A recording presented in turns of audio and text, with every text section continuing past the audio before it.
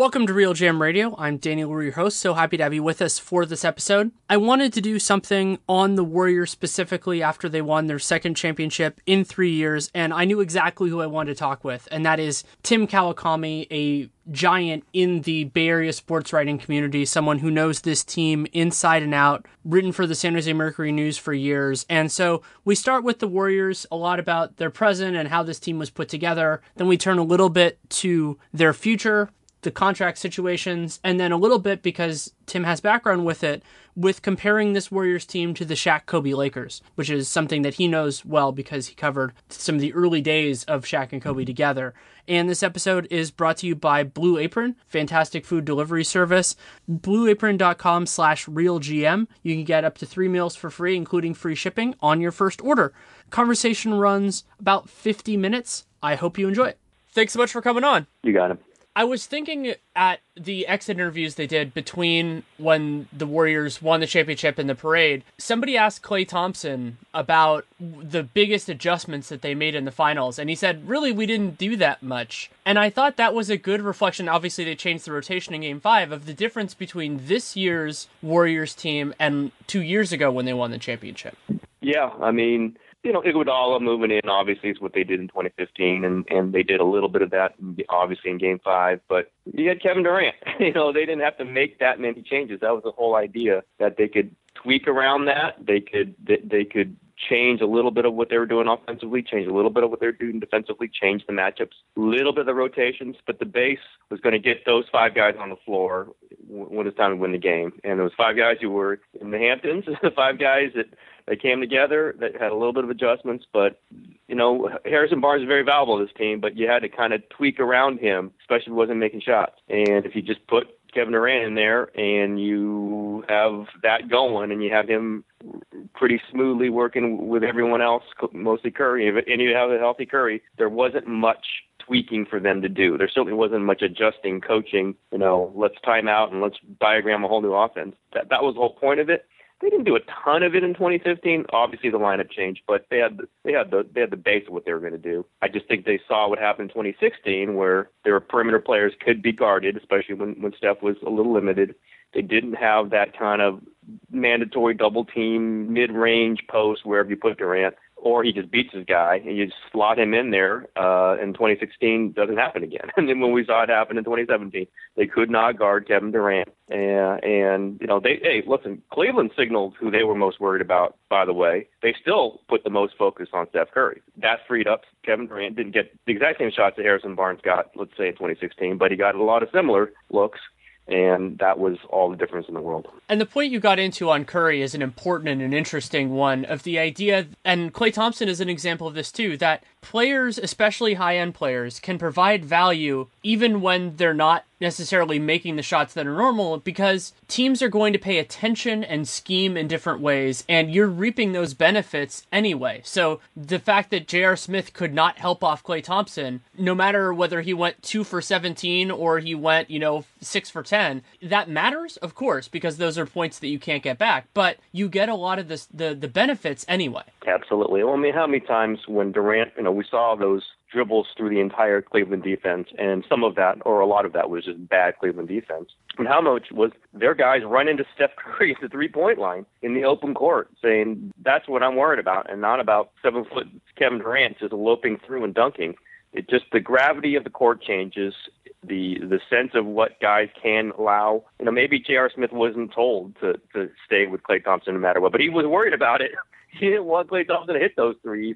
So he stayed with him. And not that J.R. Smith is the greatest help defender anyway, but it just tells you, if you don't have the kind of versatile, aggressive, lengthy players that the Warriors have, getting back to them, they make you make these decisions. And we saw Cleveland make these decisions and get burned by them over and over again.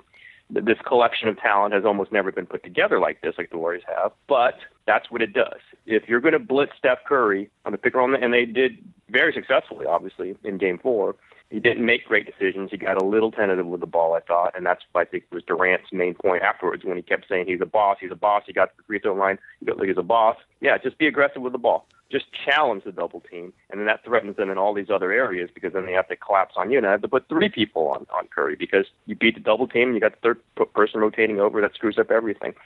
So I just think that, yeah, if you measure it just by shots and points, that's fine. People do it all the time. I like looking at how that player affects everything else. Durant was the finisher. Durant closed us, obviously.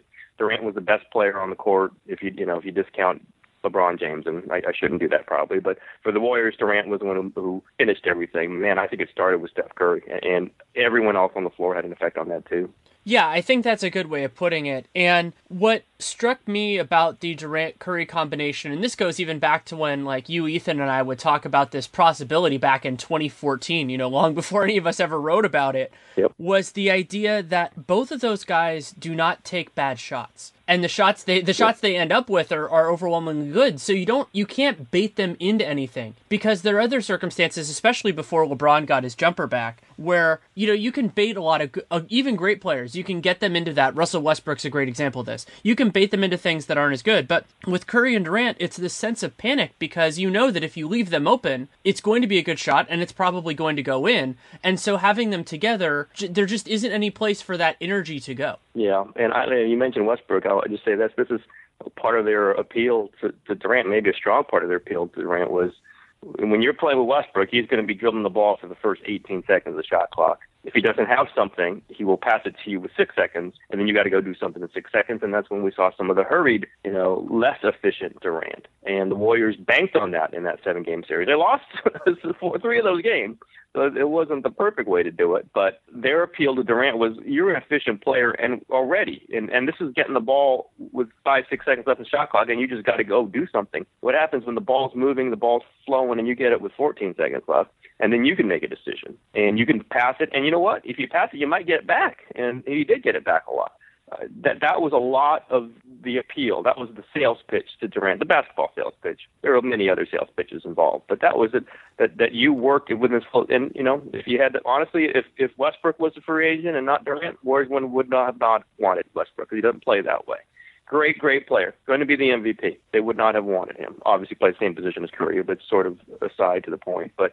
They believed that Durant was that kind of player and would only be more of it with them, and he was being limited offensively, and then we also see defensively what he was capable of with the Warriors. All those things were part of the pitch. All those things were Steph Curry will give the ball up to you, and you could give the ball back to him, and then he'll give it back to you. And how many times did that happen with Russell Westbrook? Probably 0. And I think that's a great point, and also it illustrates the value for a lot of these guys of playing internationally and just their backgrounds and other things, because Durant didn't have to imagine what it was like to play with Steph Curry. He'd already done it. Yeah. They not only from a basketball perspective, but from a personal perspective. I mean, there was one year in international, I think it was in FIBA, where the three guys who went to chapel regularly were Steph Curry, Andre Iguodala, and Kevin Durant. So the relationships are created with these guys now, and while some people say that's a big element of why there's so little enmity in the league now, it also creates these ideas where they're not having to make decisions in the abstract. They have a much better idea of what they're getting into. Absolutely. That was 2010, I believe. It was early in Steph's career, obviously. Yeah. By the way, pretty early in Durant's career, but he was great already, by the way, in 2010. They feel the chemistry. You don't have to just all of a sudden throw it together. Now, you had to do, Kerr didn't know Durant real well. Some of the other players didn't know him real well. But if you know that locker room, Danny, if Steph Curry and Andre Iguodala say this guy's good, this guy's going to work, it's going to happen. And everyone understands that. And Steve Kerr appreciates that. And that also, by the way, Danny, is important for Steph Curry. In this whole ego, Nike versus Under Armour, it's all true. All these things are there on the table for you. But, God, would Steph Curry say, you can share my team, this is my team, but I'll step aside for Kevin Durant? Well, that could be in play with a lot of other players. One, Steph isn't that kind of player, especially when he knew Durant was the similar kind of mindset. Also, they knew each other. This wasn't going to be maybe, if, could, possibly, this was Steph Curry knowing Kevin Durant, Kevin Durant texting him, this is what happened through the process. Are you really in on this? You're really okay with me coming? Because Durant was concerned. And Steph Curry kept on saying, yes, this is what I want. I want championships. I want to win many championships. You come here, we'll go do that. And they could do that because they knew each other. They could do that because they had gone to events together. They play together. As you mentioned, they gone to chapel together. It's theoretical. It might not have worked, even with all that. But they had a much bigger start on it than many other people would have. And Durant could tell that Curry was serious about it, and Curry could tell that Durant was serious about it. And that kind of gets you through the little bumps. We wrote about all of them. We talked about them. Oh, wait a minute, Curry was deferring too much to Durant, and Durant, had the ball too much and wasn't giving up, and da-da-da-da-da. Those weren't huge things. Yeah, they were like 30 and 4 when we were writing about them, but could have been bigger. Obviously, could have developed into something more serious. Could have been an issue going into the playoffs, but it wasn't. By that point, it just was. That's even after Durant got hurt. It just wasn't. It didn't slow them down at all. And maybe, by the way, it kept Durant's legs fresher for the end. Hard to say. You miss 20 games. Injury might slow you down. Injury might help you. But I think that the injury coming when it did really wasn't a blip for them. He picked up right where he left off when it was in the middle of the Portland series. No problems at all. And this was, he came back and then he got a little bump again in the Portland series. I just think that understanding just kind of was stitched together early, and then it might have had a tug or two during the middle of the season, but it was never going to break apart, and we saw the result of it, throughout the playoffs. One of the more interesting parts of this season for me was that the Warriors had a couple of big bumps, or not big for their season, not big for anybody else. Yeah. With Durant's injury, Kerr stepping away during the playoffs, and then for me, the crunch time struggles around Christmas Day, the Memphis game, all that kind of stuff. And what was striking is that I think all of those in some way ended up making them better. So the struggles around the crunch time stuff allowed them to change the rotation, which I think really worked out, eventually putting that second unit together with Ian Clark. They had to blow that up for the playoffs, but it worked out well. Durant's injury, I thought, helped get Curry back on track and, get him kind of right into the right frame of mind. And then Kerr, they relied a little bit more when they needed to on their starters. The way Mike Brown in Game 3 of the Portland series leaned on those guys, I thought was significant in a loose way. And then also I think it gave them a little bit more juice when he came back, because Cleveland was a great challenger. I mean, they have incredible individual talent, and while having Kerr the whole time would have been helpful, I do think that gave them a little something extra. Yeah, I mean, I agree with all that. I think it's the basis is a strong thing. All those things could have hurt them in a much more serious way if they weren't as good as they were. Now, that's easy to say, but I'll just go to the Kerr-Mike Brown thing, and I talked about the doubling effect. They had two coaches. They didn't know for sure they had two coaches, but once Mike Brown took over and was as steady as he was and was so comfortable working under Kerr's game plan as the head coach and could make his little changes throughout, rotation changes that we all noticed, maybe a little bit more pick and roll offense than Kerr would do, certainly a little bit more than Kerr would do, but that it all worked within the framework that Kerr set up. It just showed what they had. It was another sign of, okay, we got Mike Brown here and things are going to be okay. And by the way, things might be okay into the future. We'll see about Kerr's health status. It's the same way with the Christmas stuff was, wait a minute, okay, instead of it just having the ball have to be in Durant's hands, we could put the ball back in Steph Curry's hands. Well, that's not a huge, obviously it's been in Steph Curry's hands 2 years, 3, 4, how many more years he ball been in his hands. They kind of altered that a little bit for Durant to try to make Durant feel comfortable. Steph was the leading force on that, trying to make Durant comfortable. And they just reassessed and said, well, maybe we could get Steph going again. And then Durant's injury kind of obviously played into that too.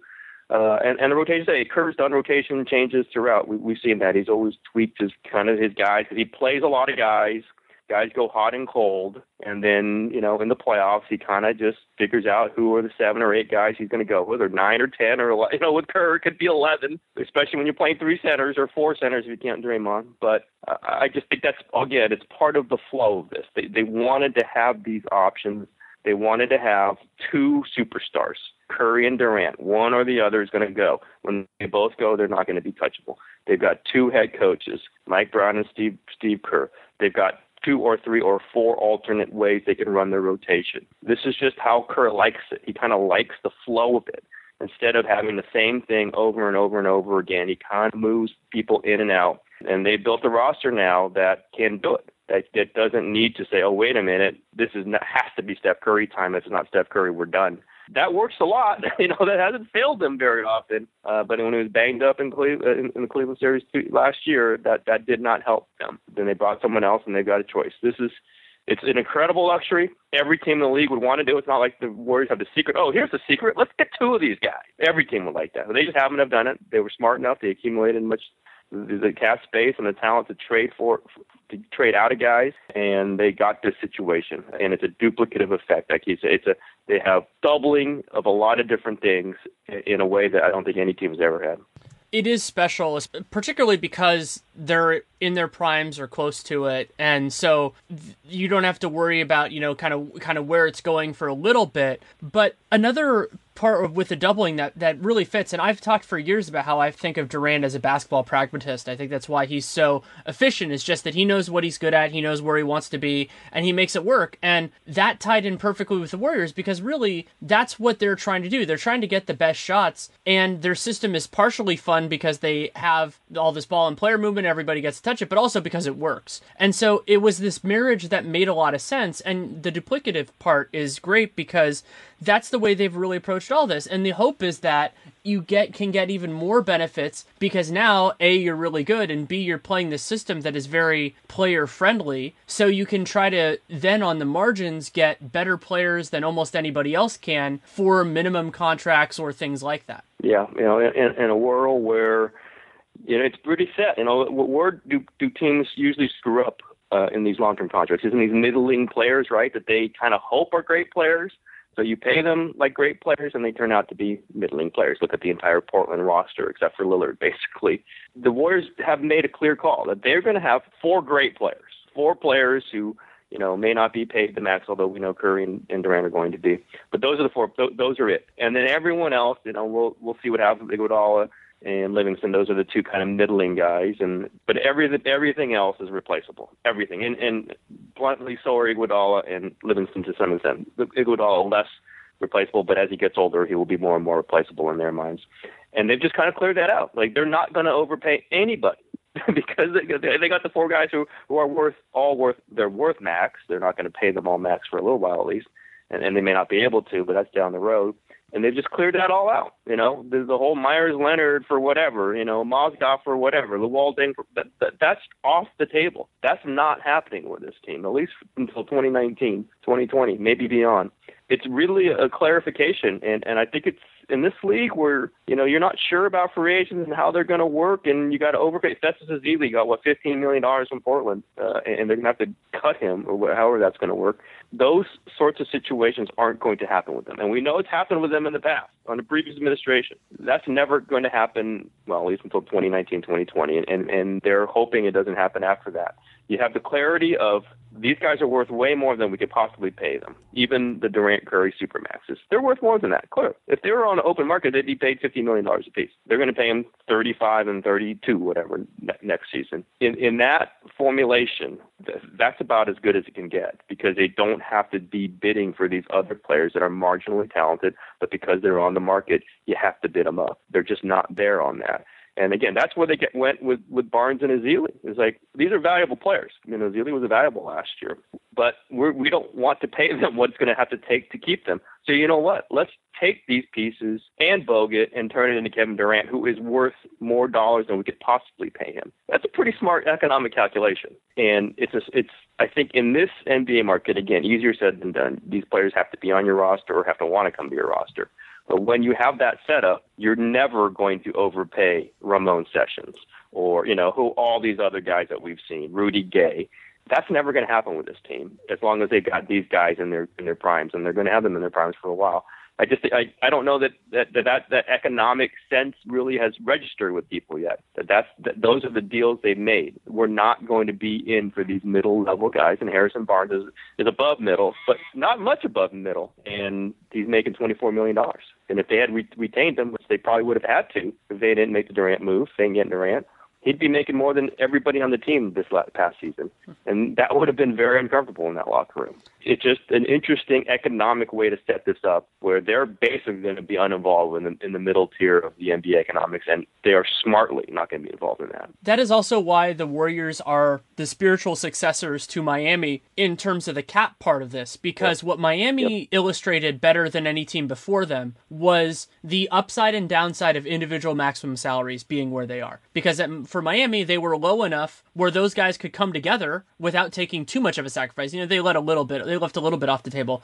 And really what the Warriors did was the same idea, just taken to another degree because of partially the cap spike, but more important than the cap spike was that they had these 3 other All-Stars locked in on cheap contracts because of the way that's all timed out. And so what the Warriors did was they took that exact approach and just applied it to the next level, but also combined it with some personal relationship stuff. My instinct is that LeBron, Bosh, and Wade were closer before they were teammates than Durant was with the Warriors guys.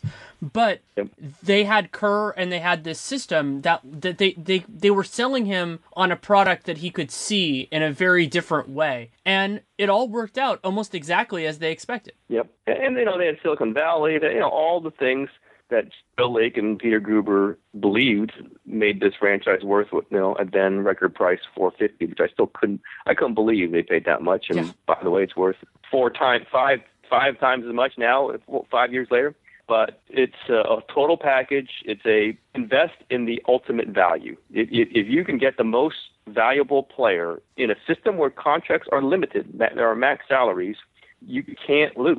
Because that guy, Kevin Durant, is how much more valuable than a middle-tier player? It's X times 6, right? And he's going to get paid about 2.5 times as much. You can't measure what that is. And the other thing is they had Curry at $11 million per. That contract is the one that opened the door to a lot of things, and Curry being okay with Klay Thompson jumping him on the salary scale, with David Lee making more than him the whole time Lee was there, with Draymond jumping him on the salary scale, with Kevin Durant coming in at 3 times or whatever, 2.5 times what Curry was making last year. All these things played into it, that you have Curry. Curry's the Duncan of this, as Kurt keeps saying. Curry is the central focus. And without him, all these other pieces don't connect like this. Without him, Draymond isn't the same player. Draymond's an incredible player, generational defensive player. It doesn't happen like this without Curry. Same thing with Klay Thompson. And I don't think anybody recognizes that more than Klay Thompson, by the way. And if Curry's not there, Durant doesn't come, because that's what makes it special. That's what makes this situation special. And he can come because Curry was making, 12.6 this year, and so they had the space. If Curry was making what he should be making, it should have been 30, 31, then they don't have the space to do this. So all these, it's the taking advantage of a situation. It's the as I said yesterday, it's the maximizing of what your situation is. You can say they're lucky that Curry took that deal. Yeah, they're lucky. He wanted it. They gave it to him. They certainly didn't try to back him down and pay him $8 million a year. And they didn't bluff him and have him turn down and become a restricted free agent 3 years ago, by the way. And then you can play it out. If you have it on your books, you play it out, and they game planned this out several years, and they said, here's where we get a cap spike, and which was being foreseen a year or two before it happened. We can do this, and this is the time we have to do it, because Curry's going to be making $35 million. And he will be making $35 million this July, and they couldn't do it then. So it's the opportunism, it's the game planning, and it's the situation that would embrace Kevin Durant and the Kevin Durant embrace. It's all those things. Not all of their making exactly, but they sure took advantage of it. They certainly did. I'm going to put you on the spot for a second, just because I've never had the answer to this question. I've been asked it a lot, and I think you have a better read on the pulse of this. If the whole Durant thing hadn't happened and Harrison Barnes had been a restricted free agent, the Mavericks made the same offer they did, would the Warriors have matched it, in your opinion? Yeah, I believe they would have. I don't think they would have loved doing it, but they just can't lose that value. That's what I heard throughout. Now, they were saying that about Ezeli, too, early on, but then Ezeli's season was so bad, and clearly his playoffs were so horrible. I think at that point, their stance on Ezeli changed logically, that you could let Ezeli go. That wasn't going to be that big a deal. But the Barnes thing, 23 years old last summer, can play the 4 in the small ball, starting small forward, scoring ability, although obviously he was not great in the playoffs last year. But they couldn't let that value go. They did not love it, And there might have been a sign and trade situation. There might have been, a whole different setup to this, but they would have not been able to just let him go for nothing. I just don't think we talk about maximizing value. That would have been a major loss of value if you don't. And who's going to play small forward for him, by the way? That's a pretty important position. And then you can't go small. I guess Iguodala, they could have moved Iguodala in there, but then you wear Iguodala down. The great value of Iguodala is him as the guy coming off the bench. He can play all kinds of different positions. So I think they would have matched. I'm not sure they would have kept him, but they would not have let him go for nothing. That $24 million was going to be on their books somehow. And it would have been tricky. And that's why the whole Durant thing was, other than it being Durant, it was so imperative to them because they did not want that money on the books. And yet they need to keep the talent. They need to maximize the talent angle.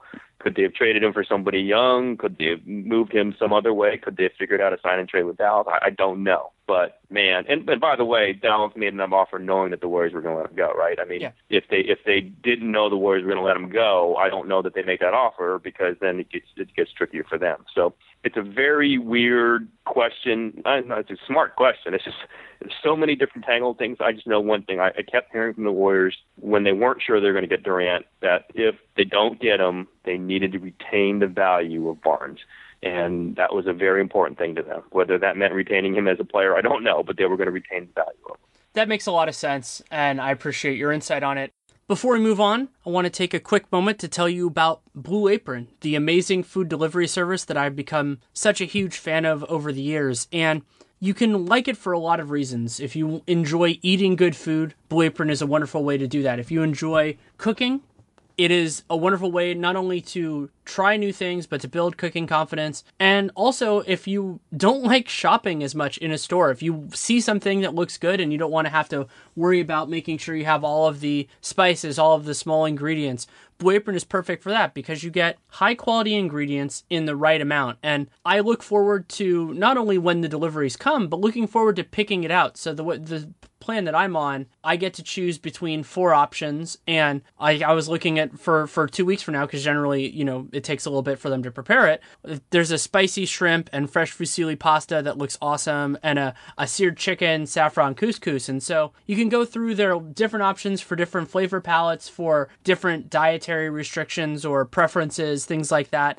As I've said before, I'm a big fan of a lot of the seafood that they do, and whatever you like, Blue Apron has something for it, and I've just been blown away by the quality of the product. There's a reason why I keep coming back to it, and I'm thrilled that they keep advertising with us, and you can try it out yourself. You go to blueapron.com/realgm, just like the name of this podcast, and you can get 3 meals for free, including free shipping on your first order. Again, that is blueapron.com/realgm. So it's a URL, and then you make your order and you tell them that you came from us. It's a great way to support the show and try out an awesome new product that, as you know, I am a huge personal fan of. So check it out, Blue Apron, the fantastic food delivery service. One more thing on this, on kind of where this is going, just because you and I talk about this a lot. The biggest misconception with the Warriors moving forward is with the idea of can versus will and should. So the question of can they do X in terms of salary, in terms of that, is almost always yes. Because of bird rights,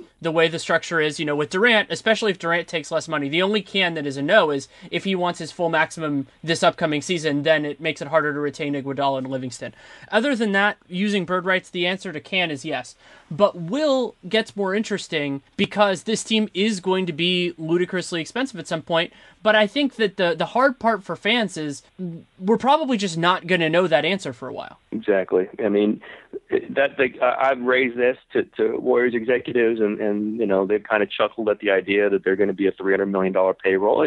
You could sketch it out and say that. If they have to give Clay the max in 2019, and same thing with Draymond in 2020, you're looking at monster payroll. But that's a ways away from now. And again, and to be perfectly blunt, we don't know what kind of players they're going to be in their early 30s.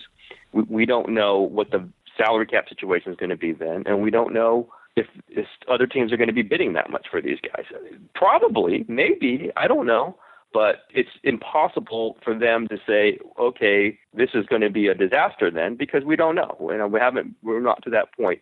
They have them in their max value right now. These guys in their late 20s, part of the system, having won 2 championships in 3 seasons, They're getting him for their max value. They get to the further point. If they're worth another $35 million or whatever that number is going to be in 2019, 2020, and takes them massively into luxury tax, take the Warriors in San Francisco Arena.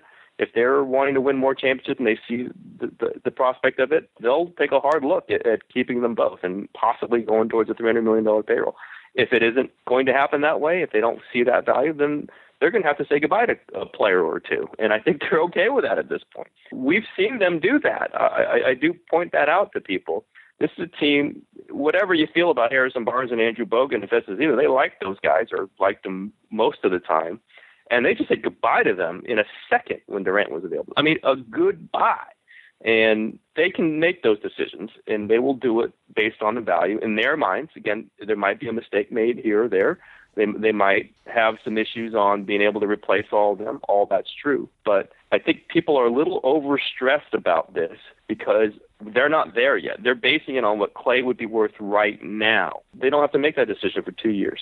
They're basing it on what Draymond would be worth right now. They don't have to make that decision for 3 years. They know what Kevin Durant and Steph Curry are valued right now, and they're going to pay them. So while we know that there's going to be this massive number put up for all of them, just Steph and Durant alone are going to be huge numbers going off into the future.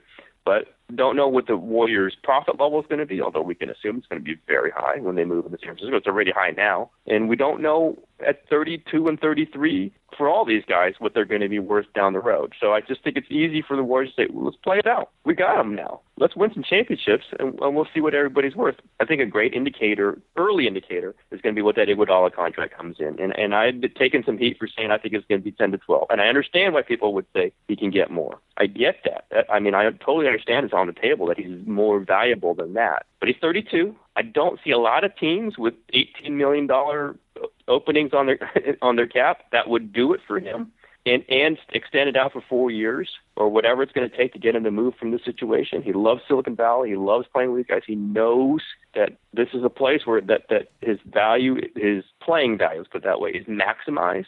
And he doesn't have to play 38 minutes. He's not expected to score in double digits except for once a week or whatever it is.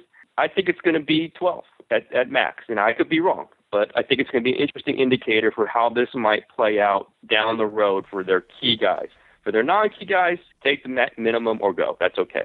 For their key guys, and let's, they would all 32 now. We're talking about when Draymond and Klay are 31, 32, 33. We'll see what Iguodala does here. I'm very curious. I believe it's not going to be more than 12. I could be wrong. I think it might be less than 12, frankly. And we'll see. Now, again, we'll see if it's 2 or 3 years, because I think the Warriors are going to have a strong want to have him at 2, because that ties to when Klay becomes a free agent in 2 years. If you have Iguodala at 3, then that overlaps with what a huge new Klay deal might come out to be. But we'll see. That's negotiations. But I just don't, again, this plays into, they've got their guys who they will pay whatever it takes or whatever is close to fathomable. Everyone else, and I'm going to put Iguodala in there because he's 32, they're going to have a number for what they're going to come in. And if you like playing with the Warriors and you like playing for this situation, they will do what they can, but they're not going to go $18 million for Andre Iguodala. They're just not going to do it. And I think that ties in with just their approach of just making sure that this is all worthwhile, and also the mentality that if you want to be a part of this team, there will be a sacrifice involved unless you're one of the best of the best. And that has been their mentality. I mean, that was true with Zaza Pachulia. It was true with David West. And Iguodala is important, and not only sentimentally, but on the basketball court. But they're not going to make that kind of mistake because they know exactly where that leads. And the underrated lack of sentimentality move that I think back on that was an indicator at the time, and I think you and I both wrote about this then, was trading Monte Ellis for Andrew Bogut. That was deeply unpopular in the fan base. It helped lead to the Chris Mullin retirement ceremony, just chaos that was there. But A, it was the right trade, and B, the benefits of it were felt not immediately, but pretty close to immediately, because A, they fell far enough to get Harrison Barnes in the draft, and B, Andrew Bogut ended up being central to their first championship. Absolutely. And C, it moved Klay Thompson into the starting lineup, which is where he had to be. And D, it made it clear that Steph Curry was the man. And all these things were part of that. I think obviously the number one thing was to get a defensive-minded center, which they, a real badass center, which they knew they were getting in Bogut. but also it was the whole mental aspect built up of this Monte Ellis thing, which was part of the old regime. This was Joe Lacob had bought the team, but the Monte Ellis thing was still existing, where he's the guy the fans love. Oh, he scores so excitingly. It's so fun. The defense, nobody pays for that. That was the old way, and you went into games where they were going to lose. I just remember time after, he's trying to guard Grant Hill when Hill was healthy and playing for the Suns. It was over. Done. Game was over. You couldn't win that game. The equation of it's not best for the team, and yet, the fans love it. That was the old way. And whatever time he put in, whatever tickets he sold, they just couldn't be about that. And they had Curry, who basically was going to have to play that spot. And they had to know. It took them years. They kind of knew it for years. It took them years to kind of figure it out. Don Nelson probably knew it from the moment he drafted Curry, but it took a couple of years for everyone else to line up on that.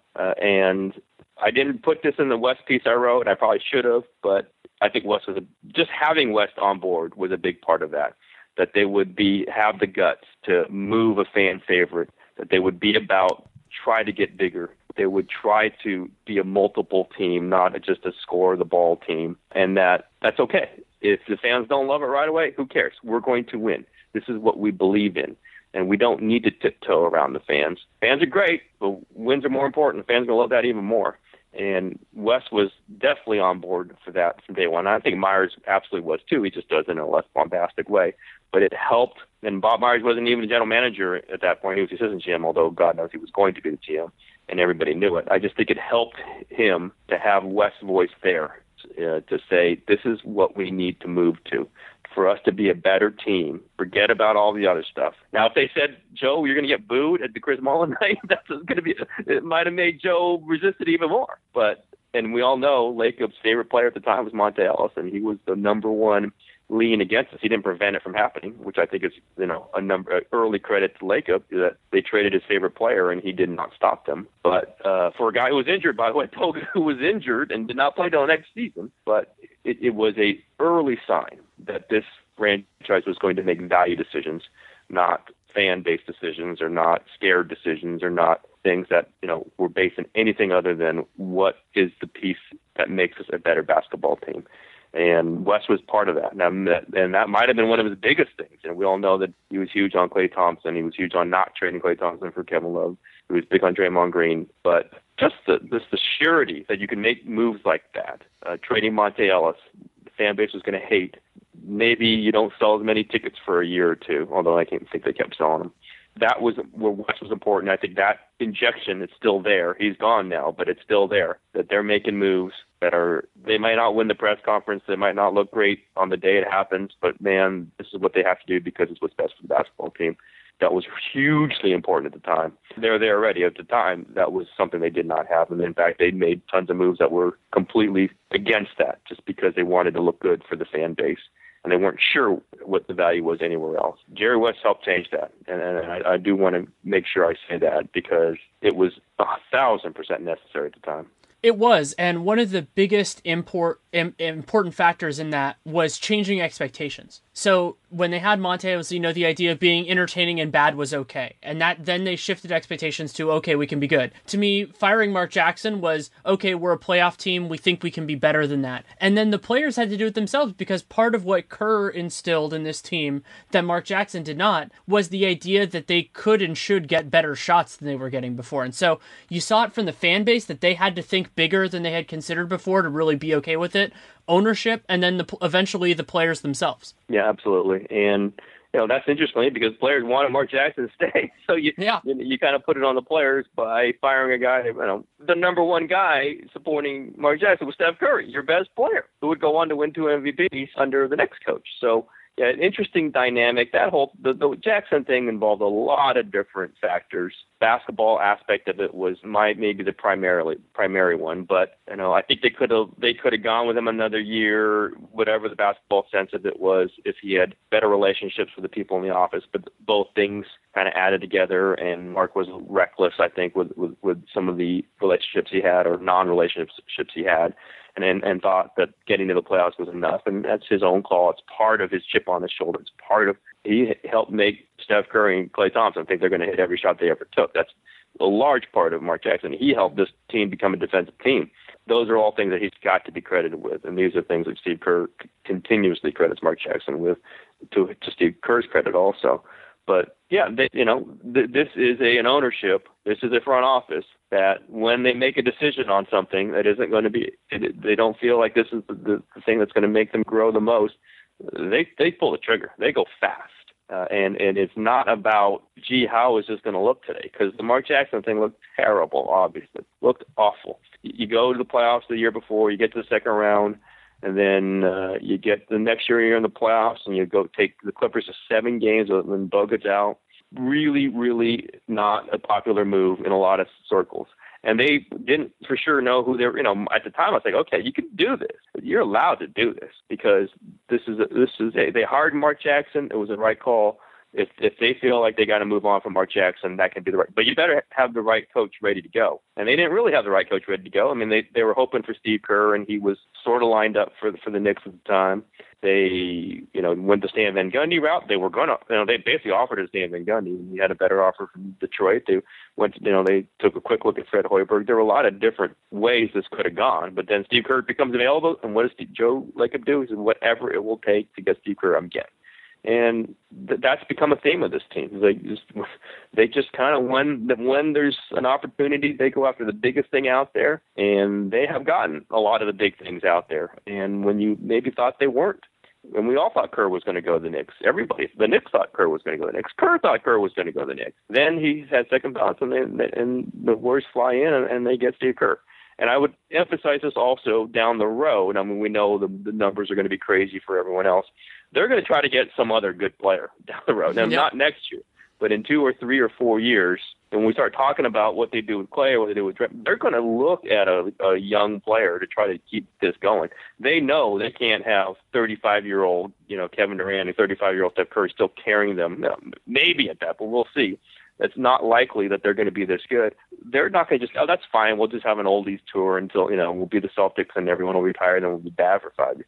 That's not going to be the plan at all. Now, I don't know who it's going to be, but this is not a franchise that just says, okay, now we don't have to make another move for 10 years. There's no way. And they've got names on the board already, and they've got it, on the whiteboard. Here's when we're going to try to go get these guys, and here's where the numbers make sense. They're going to be up there. I mean, they're going to get them. But, man, this is that team. And they did it with Durant. Remember, they tried to get Dwight Howard. They tried to get a lot. Hey, there's whispers that they tried to get LeBron James last year. Whatever. You try to get whoever you can. So this is not over. These guys, Joe Lacob, Joe Lacob, Danny. He's not going to just say, I'm fine for now. There will be names that will be very intriguing to them, let's say in 2 years, in 3 years. And I could see Joe Lacob saying, wait a minute, instead of these other guys in their to overpay X player into their 30s, maybe I can turn that into a young superstar who's 26 years old, and we do this again. I could see him trying to do that. In fact, I would guarantee you he's going to try to do that in 2 or 3 or 4 years. Yeah, I definitely think they will try it as well. I want to end this on something that I find fascinating with you is that earlier in your career, you covered the Shaq-Kobe Lakers, and we've been hearing a lot about them recently in light of the Warriors' success this year. How would you compare you don't need to do it year by year, but just how would you compare both those teams and the experience covering those teams? Very similar, no question. Great preparation, covering the Shaq-Kobe. I was just there for the first year of that championship, but I was there for the year before that also, the whole Phil Jackson, the whole thing, Rodman the year before. Just the preparation for the onslaught of national coverage, for the blowing up of the most minor things into major ESPN issues. That was just starting then with Shaq and Kobe, with Phil, the whole deal. But dealing with Jerry West, just an incredible preparation for what's happening here and what will continue to happen there. And I was around for some of the end of the whole Laker vibe. That team with Shaquille and Kobe was differently because Shaquille and Kobe were different ages, had come up at different times, and there was a natural tension between them for a lot of different reasons. Certainly not as similar-minded as we see Durant and Curry and Draymond and Clay and all that. So that was just an inherent tension. That was there. That was not going to end. And we saw it break up after 3 championships and then losing in the playoffs. There was a shelf life to that we all knew, that one of those two was going to go. Just knew it. And Phil was going to have to tie together. But I definitely see a Kerr-Phil comparison. Now, Kerr talks to Phil. He played for Phil. He's much more of a Popovich guy just mentally. That he's closer to Popovich, but some of the things he does, the way he treats the players, the way they play, the share of the ball, the switching defense. The Lakers did a little less of it because Shaquille just wasn't going to switch on everybody. But it's similar dynamic. It's kind of the balancing of egos, and then Phil had more egos to deal with, and Phil has more ego than anybody. But I see some of that in Kurt, just the kind of the playfulness, the creativity that you have to deal, Phil did with Michael and Scotty. I see that with this team. Now, Steph is an entirely different central focus, but the little jibes, the little, messages sent out, that is very similar to the way Phil did. It's how he played these guys off each other. It's the way he played himself. That he becomes a character in the whole, storyline. And sometimes it's wry commentary, sometimes it's leading the way, sometimes it's just kind of in the middle of it. It's an interesting comparison, I think, more about how a coach can have an interplay with stars, how stars react to the coach and how stars react to each other. There was a big from that. Very different. They played very different styles. When you have Shaquille, it's a whole different thing. And I covered Shaquille at his absolute zenith. And when he was the most dominant player, it's his only MVP. Still hard to believe, right? Shaquille only won MVP in his career. But I covered that, and he was the most dominant factor. If I had a line there, it's like after 2 possessions, I could tell if the Lakers were going to win the game or not. It happened there. I was never wrong. On that. If you could guard Shaquille, you had a chance to win. If you couldn't guard Shaquille, it was over. Similar, I'd say it's similar with Curry. If you can tell, maybe not 2 possessions, but 3 or 4 possessions that you can't cover Curry, game's over. There's a lot of those things covering talents of that magnitude are very, very comparable to me. But I go back and we're all watching the 30 for 30 with the Celtics Lakers thing, and I think it's very, very applicable to Warriors Cavs in some ways. I think the most comparable team historically to the Warriors now is the Showtime Lakers. I really do believe that. Just the feel of it, the style, the energy, central player. Magic is a different player than Curry, but the guys wanted to play with Magic. Guys want to play with Steph. And Durant isn't James Worthy, but just some interesting equivalencies that I see to this. The pieces put together. And whether Cleveland is there as many times as Boston was there for the Celtics, for the Lakers, I don't know. But, man, the Showtime Lakers, I think, is the historical equivalent to the Warriors right now. And by the Warriors might exceed that, obviously. It might fall short. But I think they're right there with the Showtime Lakers in historical impact with the NBA and in sports in general. And we're right in the middle of it. And I want to see how that sort of a team, again on the West Coast incidentally, affects the next generation of players too, because I think it would be a wonderful thing for basketball moving forward if this ball and player movement mentality that the Warriors have became a little bit more infectious. Because, a lot of the kind of the hero ball and everything else is just a product of really talented individuals wanting to do that and players dominating the league. And if it gets to the point where they realize they can get better shots, they can win more championships that way, and we can just see more of that, just shift a couple of the top 10 players more into that mindset, we'll have a much better league for it. Totally agree. And I'd love to see it start in colleges, by the way. Yeah. Because college is getting a little hard to watch, and maybe not getting hard to watch. It has been hard to watch. Now, that Markelle Fultz could be the clear number 1 overall pick. That Philadelphia is trading up a ton of picks just to get 2 picks up to get Markelle Fultz. And yet I watched a lot of Washington games. They were almost unwatchable. And you could say that for Ben Simmons a year before. I mean, I think college ball could really open up in a way, and just take a look at what the Warriors have done. And, they don't have the same talents, and the players don't shoot the ball like that, obviously. But kind of feature your talent instead of just bogging it down in these weird, constricted offenses. Jaylen Brown with Cal, I watched a ton of those games. You knew he was good. He got so few chances to show how good he was. I would love to see it start in the colleges.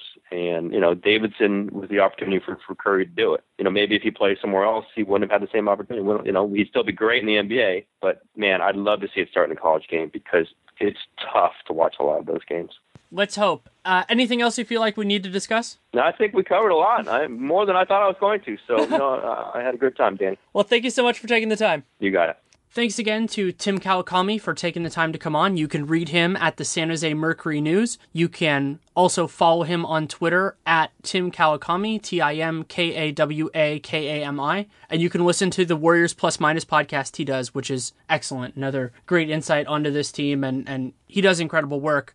I mean this as no slight to anybody else, but to me, since I started with the Warriors in 2009 and before that even, he was and is the definitive Bay Area sports writer for me. And I know almost everybody, and I'm sure some of them might get their feelings hurt by that, but Tim is the best. Straight up, full stop. And it was great to be able to talk with him. I've been lucky enough to get to have some of those conversations, not only back in the day. I alluded to this with Tim, Ethan, and I talking about the Durant possibility back in 2014. And, before any of us wrote on it, and we all did later on. And it was great to get to talk with him. And for those of you who are concerned, because as some of you will know, I stopped doing Locked On Warriors. I will be bringing back Warriors podcast content in some form in the future, but not for a little while. This podcast is not going to become a new Warriors podcast. It was just that I thought this was the definitive story of this past week, wanted to do it, and then we will move on. As Tim alluded to, we actually recorded this before the Markelle Fultz trade went down, but when it was being heavily rumored. So that will be a centerpiece of next week's episode, which will be a draft review. I'm assuming it'll be with Sam Vecini. I have to make sure that he has the time, but we've had that kind of penciled in for a while now. So that's the tentative plan. And then I'll have something getting everybody ready for the off season, because that's the week after. And I'm really excited for where this is all going. Nice to have a little bit of time to kind of breathe between these two things. Of course, now with the Markelle Fultz trade and possibly Boston doing something else. I'm recording this on Sunday afternoon. Still don't know exactly where they're going with all their stuff, but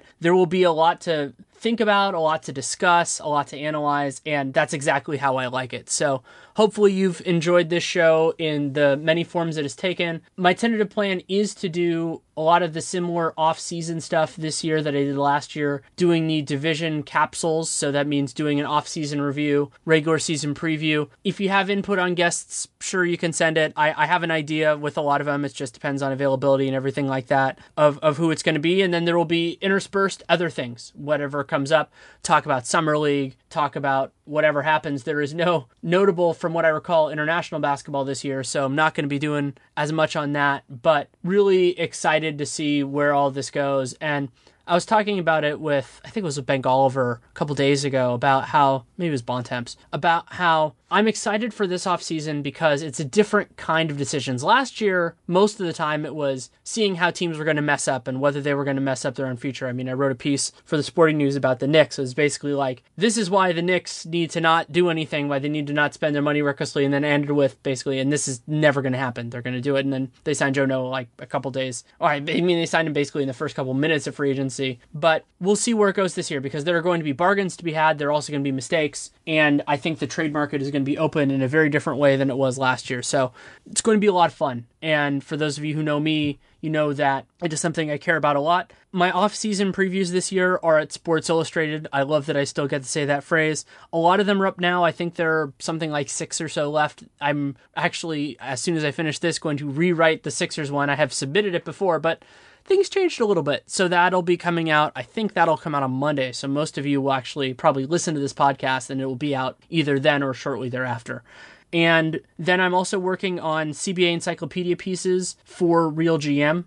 That's going to be rolling out in full force. I'm working on a piece right now on the over 38 rule, change from over 36. Not only talking about how it works, but also the changes from last time, all that sort of stuff together. And then going to do some other broad off-season stuff published by TBA. We'll see where it goes. So there are a couple different outlets might show some interest in that, so we'll see where it goes. So you can always follow me on Twitter. If you have any input, good, bad, or indifferent, DannyLeroux@gmail.com, @DannyLeroux on Twitter. You can also check out my other work for The Athletic. I do my Warriors stuff there. I might do some off-season stuff for the other great teams for the teams they cover in such great detail, the Bulls and the Raptors and the Cavs. We'll see. We're figuring that out right now. And of course, the Dunked On Basketball podcast, which I do with Nate Duncan, and then our Patreon, patreon.com/DuncanLeroux. We're actually going to do a subscriber-only mailbag soon. next day or two. We're figuring out exactly when, depending on timing. So lots of different stuff going on. If you want to support the show, leave a rating, leave a review in the podcast player of your choosing. Subscribe, download every episode, spread the word as best you can. If that is word of mouth, great. If that is word of mouth via the internet, great too. Whatever works. And, spreading the word is important. And so, not every episode is going to be for everybody, but I love doing it. And the other great way to support the show is by checking out our sponsors. This week, that is Blue Apron. You all know that I love Blue Apron if you've listened to this, even just this episode. An amazing way to cook and eat good food. BlueApron.com/RealGM, up to 3 meals for free, including free shipping. So that is enough rambling for now. I will be back at some point late this upcoming week with Draft Insight. It's going to be awesome. Really, really pumped about it. And thank you so much for listening. Take care and make it a great day.